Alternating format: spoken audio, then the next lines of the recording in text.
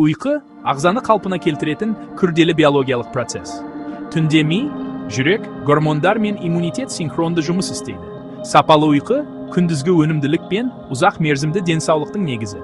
Ұйқыда ми ақпаратты сұрыптайды, есте сақтауды бекітеді. NRM терең ұйқысы жасушалық жөндеуді күшейтсе, REM шығармашылық байланыстарды нығайтады. Глимфатикалық жүйе нейрондық қалдықтарды тазартып, ми қабынуын азайтады. Ұйқы кезінде жүрек соғысы мен қан қысымы тұрақтанып, тамырларға түсетін жүк төмендейді. Гормондық реттеу жасушалық жөндеу мен метаболизмді оптимизациялайды. Терең ұйқы неғұрлым көп болса, регенерация соғұрлым тиімді. Ұйқы азайса, кортизол көтеріледі, созылмалы стресс тереңдейді. Грелин көбейіп, лептин азаяды, тәбет өсіп, артық калория жиналады. Нәтижесінде салмақ қосу мен инсулинге төзімділік қаупі артады. Ұйқы жетіспесе, қан қысымы көтеріліп, жүрекке жүктеме артады. Гипертония және инфаркт қаупі ұлғаяды.